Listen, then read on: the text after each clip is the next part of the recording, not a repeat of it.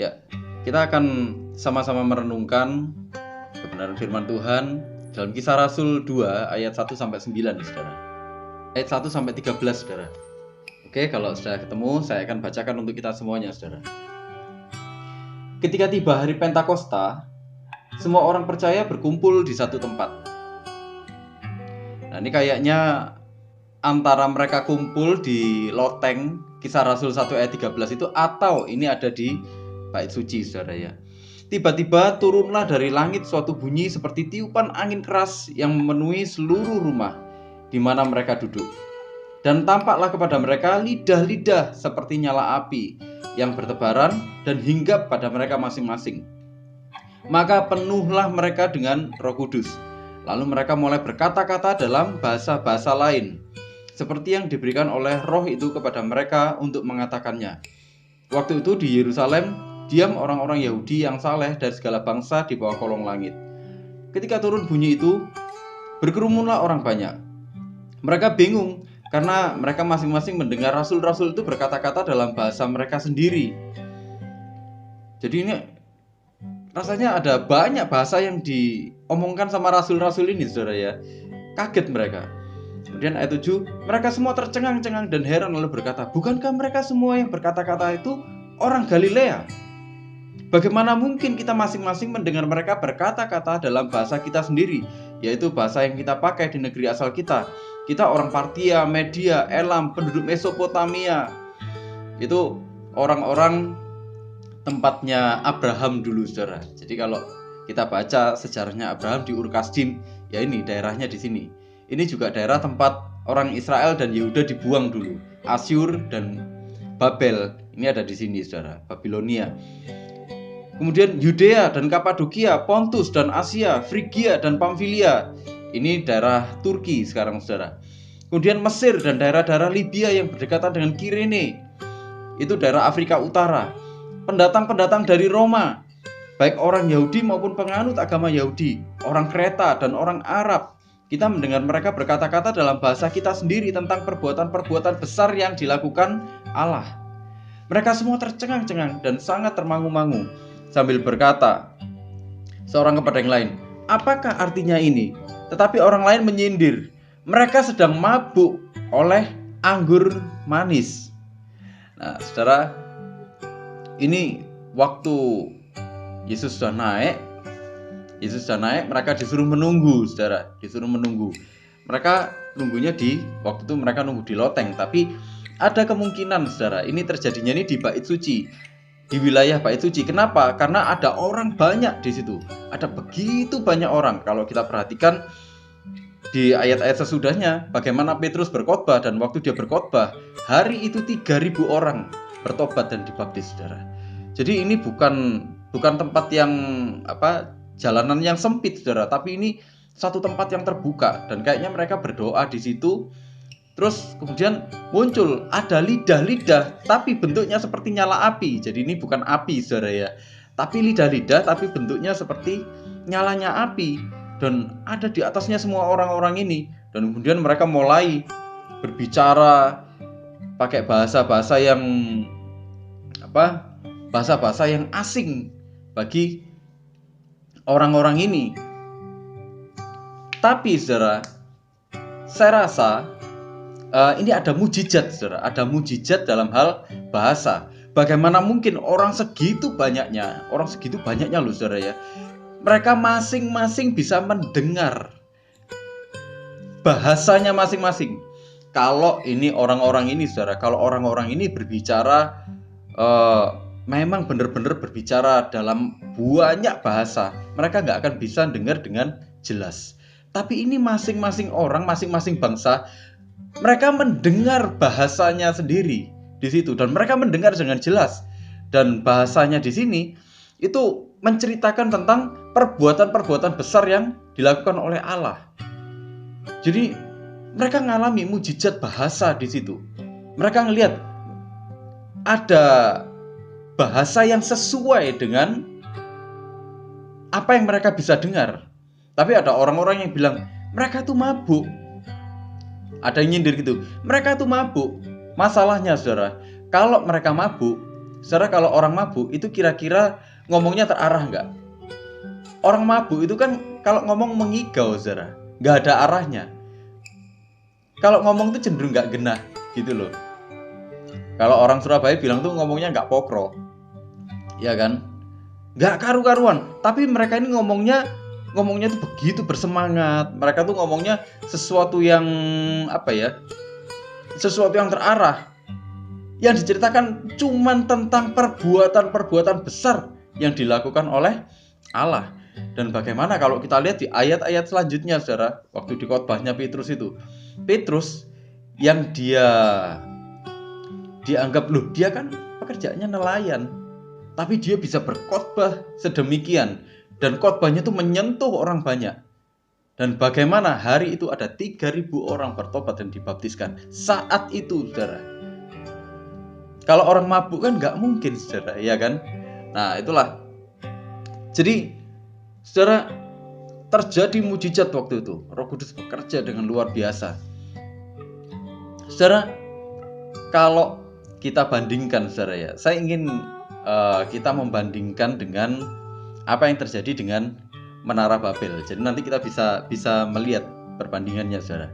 Di Menara Babel, di Kejadian 11, saudara, ayat 1 sampai 8 atau ayat 1 sampai 9. Saya akan bacakan untuk kita semua. Menara Babel, Kejadian 11 ayat 1 sampai 9. Adapun seluruh bumi satu bahasanya dan satu logatnya. Jadi waktu itu di zamannya Menara Babel, semuanya itu bahasanya cuma satu. Dan logatnya juga cuma satu. Kalau sekarang logatnya di Jawa aja beda. Logatnya Jawa Tengah dengan logatnya Jawa Timur. Jawa Timur aja logatnya yang ke arah Jawa Tengah, jadi sekitar Kediri, Jombang gitu ya. Itu sudah beda dengan logatnya yang di Surabaya. Ya kan, itu sudah beda. Tapi zaman dulu semuanya satu.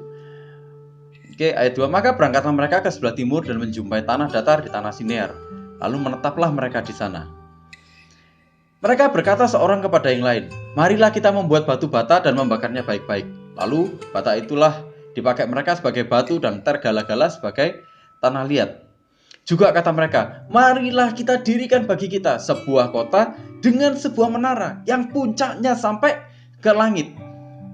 Dan marilah kita cari nama supaya kita jangan terserak ke seluruh bumi. Spiritnya apa, saudara? Mereka ingin menyamai Tuhan. Gitu. Dan mereka bilang, mari kita bikin sampai ke langit. Mari kita bikin menara kita tuh sampai ke langit. Artinya mereka mau berusaha menyamai Tuhan. Dan marilah kita cari nama supaya kita jangan terserak ke seluruh bumi. Padahal di Kejadian 1 ayat 28 dibilang apa? Penuhilah bumi, taklukkanlah. Tapi mereka nggak mau. Mereka mau berdiam di situ. Jadi satu aja, nggak usah kita pergi kemana-mana. Di sini aja. Spiritnya satu. Mereka menentang Tuhan. Mereka menentang rencana Tuhan. Mereka cuma ingin melakukan apa yang diingininya, apa yang dianggapnya baik. Rencana Tuhan dianggap nggak baik, itu nggak mungkin, itu nggak baik rencana Tuhan. Nah, mereka ingin mencari nama bagi dirinya sendiri. Mereka membangun kebanggaannya sendiri. Oke, ayat 5. Lalu turunlah Tuhan untuk melihat kota dan menara yang didirikan oleh anak-anak manusia itu. Dan ia berfirman, mereka ini satu bangsa dengan satu bahasa untuk semuanya. Ini barulah permulaan dari usaha mereka. Mulai dari sekarang, apapun juga yang mereka rencanakan, tidak ada yang tidak akan dapat terlaksana. Baiklah kita turun dan mengacau balaukan di sana bahasa mereka, sehingga mereka tidak mengerti lagi bahasa masing-masing. Demikianlah mereka diserakkan Tuhan dari situ ke seluruh bumi, dan mereka berhenti mendirikan kota itu. Itulah sebabnya sampai sekarang nama kota itu disebut Babel, karena disitulah dikacau balaukan Tuhan bahasa seluruh bumi, dan dari situlah mereka diserakkan Tuhan ke seluruh bumi. Nah, saudara,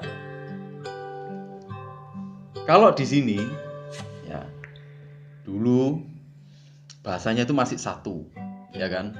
Nah, saudara, bagaimana kita melihat orang-orang di Babel ini?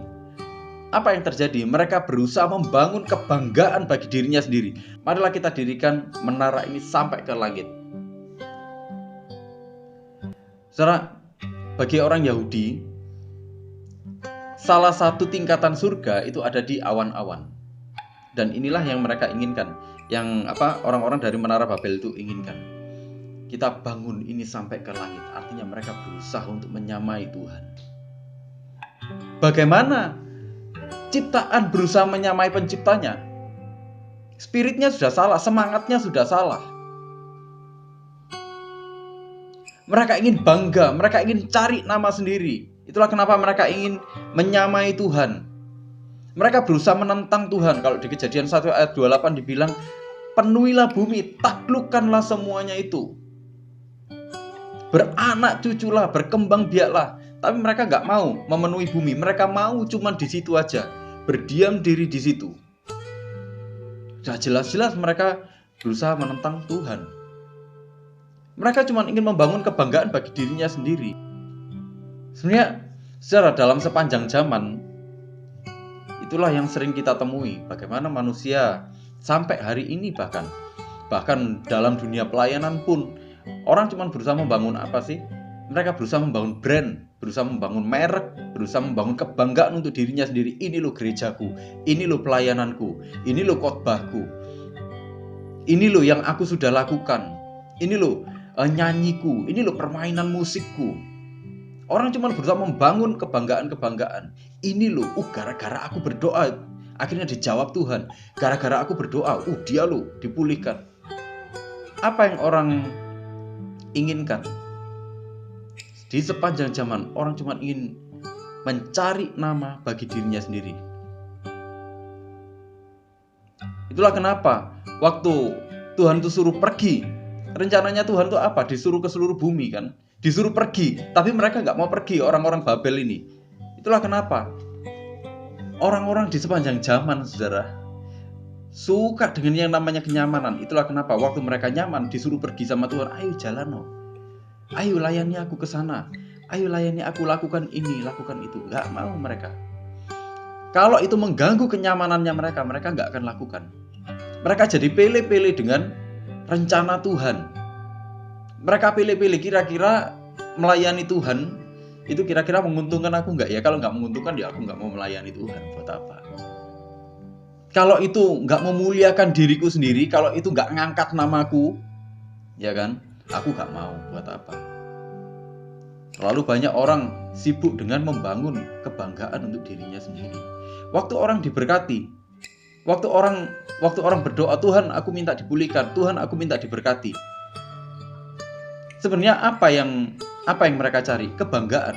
Waktu sudah diberkati, apa yang dilakukan banyak orang?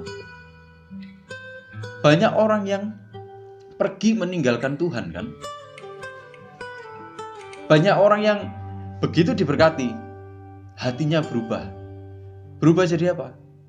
Hatinya berubah jadi meninggikan dirinya sendiri. Aku loh, kelihatan. Wah, gitu. Aku loh. Itulah kenapa terus akhirnya manusia jadi pemilih-pemilih. Ya kalau yang ikut Tuhan, kalau yang agak susah kayak gini ya aku nggak mau. Tapi kalau yang menguntungkan gini, yang bikin aku jadi ngetop, yang bikin aku jadi terkenal, pelayanan-pelayanan yang dilihat orang banyak, ya aku mau. Padahal apa yang terjadi? Tuhan melihat hati. Itulah kenapa kita pernah bahas, saudara ya, di Matius dibilang, "Enyahlah kamu, hai pembuat kejahatan." Waktu mereka bilang, "Tuhan, bukankah kami sudah bernubuat demi namamu, kami mengusir setan demi namamu, dan lain-lain." Tapi Tuhan bilang apa? "Enyahlah kamu, hai pembuat kejahatan." Kalau di Matius dibilang, itu sebenarnya karunia-karunia yang dianggap levelnya tinggi. Dia bilang, jadi itu menurut pandangannya orang loh, saudara. Tapi bagi Tuhan, semua karunia sama aja, saudara. Jadi kita nggak perlu terobsesi dengan, aku harus dapat karunia nubuat. Aku harus dapat karunia penglihatan misalnya. Saudara, kalau kita nggak dikasih penglihatan, bahkan seumur hidup nggak dikasih penglihatan sama Tuhan, nggak masalah. Kalau seumur hidup kita nggak bernubuat, saudara, nggak masalah. Maksudnya kita nggak, Tuhan bicara kayak gini, nggak masalah, saudara. Jangan terobsesi dengan hal-hal yang seperti itu. Semakin kita terobsesi dengan hal-hal seperti itu, semakin gampang kita disesatkan oleh iblis. Iblis bisa bikin yang palsu nanti. Nah, saudara, itulah yang terjadi dengan Menara Babel. Waktu itu orang-orang di Menara Babel, mereka berusaha meninggikan, memuliakan dirinya sendiri. Mereka cari kemapanan untuk dirinya sendiri. Mereka cari kenyamanan untuk dirinya sendiri. Kelihatannya bagus rencananya. Oh, kita di sini aja, bangun menara sampai ke langit. Terus kita berkembang biak di sini. Tapi firman Tuhan bilang apa? Berkembang biaklah, penuhilah bumi kan. Bukan berkembang biaklah di situ. Gitu loh. Manusia sering maksa Tuhan selaras dengan keinginan pribadinya. Bukan manusia mengikuti kehendaknya Tuhan. Itu yang terjadi. Banyak. Itulah kenapa ada banyak pelayanan-pelayanan yang akhirnya ya sekedar showbiz saja, saudara. Kelihatannya megah. Benar-benar kelihatannya megah. Tapi nggak mendewasakan orang. Itulah kenapa Tuhan melihat hati. Seberapapun, meskipun kita nggak dilihat orang, pelayanan-pelayanan kita nggak dilihat orang, tetap lakukan yang terbaik, saudara. Tetap lakukan yang terbaik. Karena apa? Karena Tuhan melihat hati. Tuhan nggak lihat seberapa besar pelayanan kita. Kita mau pelayanan di depan 3.000 orang, di depan 10.000 orang, 50.000 orang, dan kita melayani satu orang jiwa, sama aja di hadapan Tuhan. Jadi kita jangan kecil hati, saudara. Loh, aku pelayanannya cuman ini mendoakan teman di kantor. Bagi Tuhan itu pelayanan yang sangat berarti. Nggak perlu terobsesi, kita harus punya pelayanan-pelayanan yang besar. Saudara, semakin kita terobsesi dengan itu, udahlah, percaya aja. Sama sebenarnya kayak persaingan di dunia bisnis di luar. Persaingan-persaingan di dunia kerja di luar. Sama aja nanti kita akan menghalalkan segala cara. Dan kita akan berusaha menjegal hamba-hamba Tuhan yang lain. Itu semangatnya Babel, saudara. Manusia-manusia yang seperti itu selalu berusaha mandiri dari Tuhan. Dia cuma percaya kekuatannya. Oh, kalau aku nggak gini, nggak bisa. Kekuatannya yang mampu untuk melakukan sesuatu, bukan Tuhan.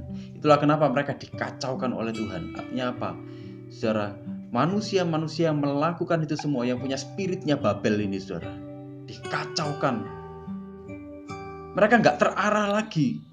Hidupnya kacau.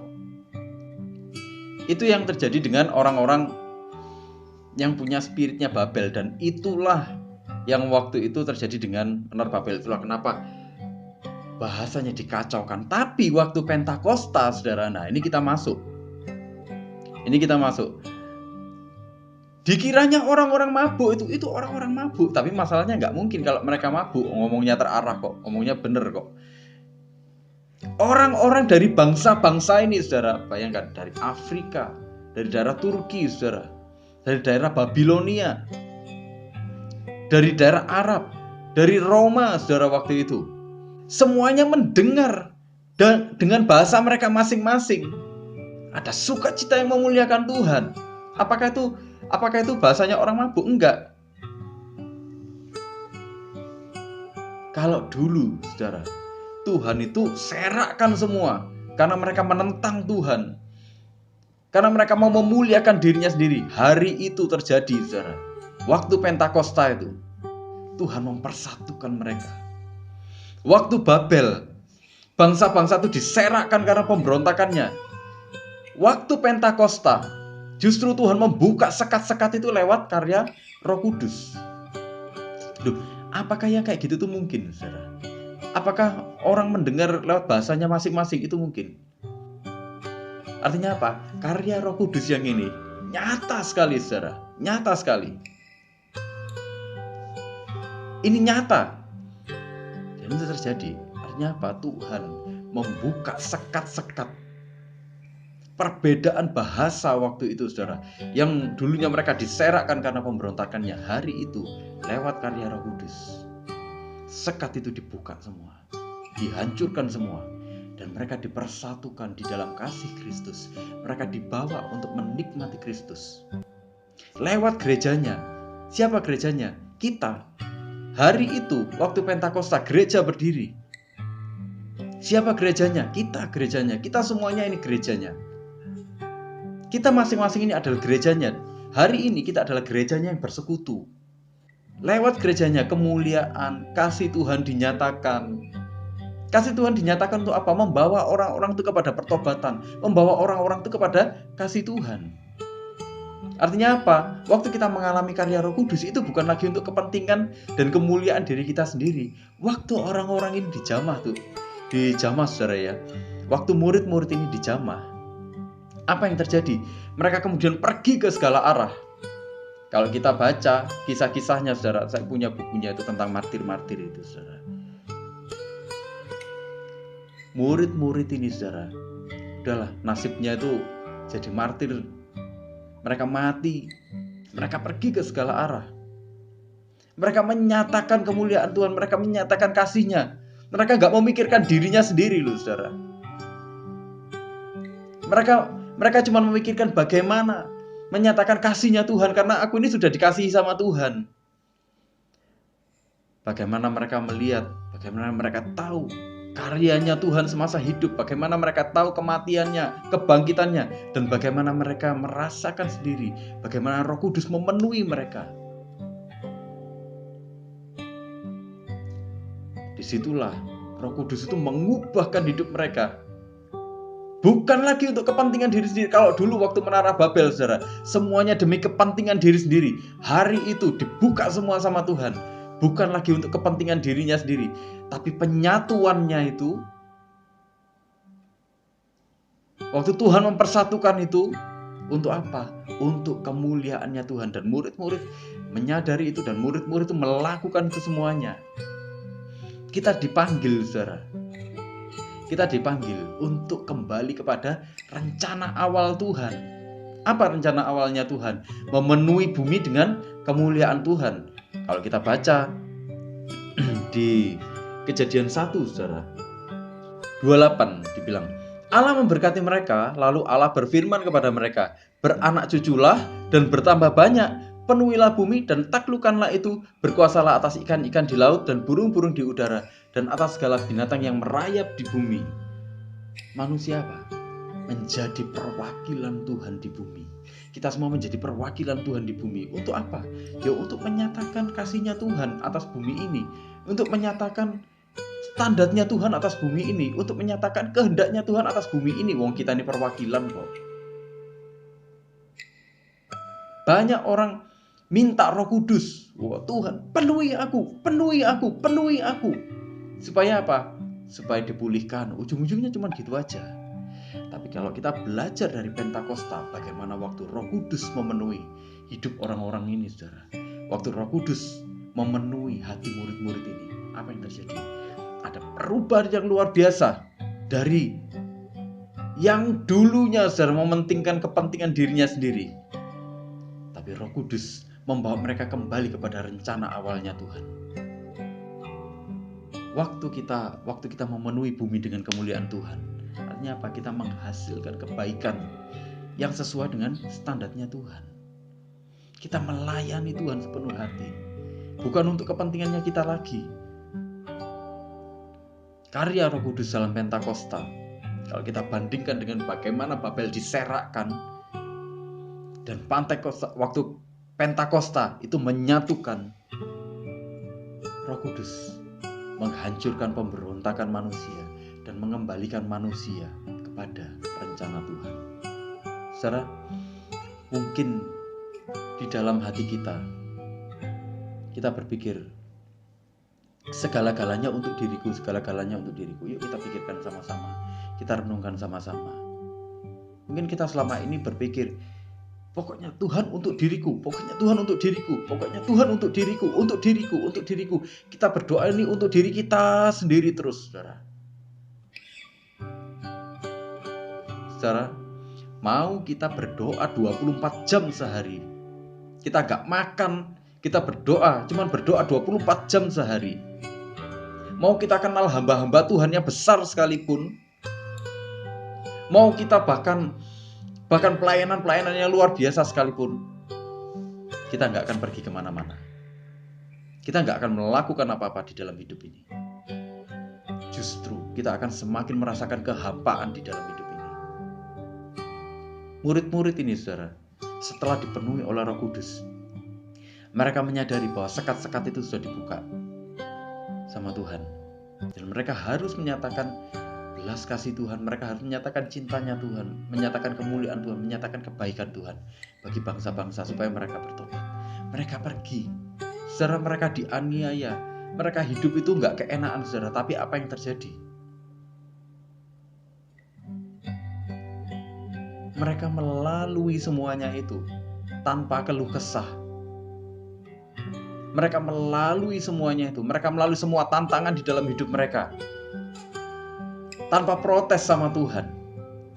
Justru yang muncul dalam hidup mereka adalah kesaksian-kesaksian yang luar biasa yang memberkati kita hari ini.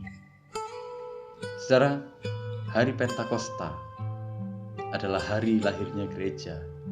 Dan hari itu kita melihat bahwa Roh Kudus membalikkan dari yang menentang rencana Allah, dari pemberontakan, hari itu kembali kepada rencana awal Tuhan. Saudara, saya mendorong kita semuanya, kita berdoa kepada Tuhan. Kita minta Roh Kudus selalu penuhi aku di dalam hidupku dan selalu bawa aku di dalam rencanamu.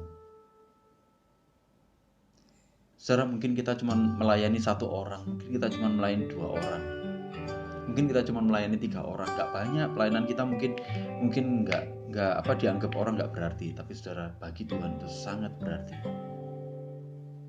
Karena lewat pelayanan kita, lewat apapun yang kita lakukan, kasih Tuhan sedang dinyatakan. Saya kadang-kadang cuma dengarkan curhatnya orang-orang kalau saya misalnya saya lagi di mana gitu ya. Saya kadang-kadang cuma dengarkan curhatnya aja. Ending-endingnya mereka bilang, "Pak, doakan saya, Pak ya. Pak, doakan saya, Pak ya. Kalau Bapak berdoa, ingat-ingat saya, Pak ya. Doakan saya." Itu, saudara. Kadang-kadang saya nggak terlalu banyak ngomong kok. Saya cuma lemparkan statement sedikit. Tapi dengan urapan dari Roh Kudus, statement-statement itu bisa menyentuh hati mereka. Sama seperti saudara-saudara juga. Saudara, mungkin saudara berpikir, aku ini gak pintar ngomong. Tapi saudara, waktu Roh Kudus mengurapi kita semuanya, apapun yang kita lakukan, itu akan menyentuh hatinya orang. Kita sedang melayani Tuhan. Amin, saudara. Ingatlah bahwa sekat sudah dibuka. Sekat-sekat itu sudah dibuka. Apapun yang kita lakukan, kalau itu dilakukan bersama dengan Tuhan, itu akan menembus batas-batasnya manusia. Gak ada yang gak mungkin. Biarlah sekeliling kita merasakan kasih Tuhan melalui hidup kita. Dimulai dari keluarga kita, sahabat-sahabat kita, teman-teman kita, rekan-rekan kerja kita, rekan-rekan pelayanan, orang-orang yang kita layani, dan semuanya merasakan kasih Tuhan. Amin, saudara. Mari kita berdoa. Dengan kasih sayangmu memberikan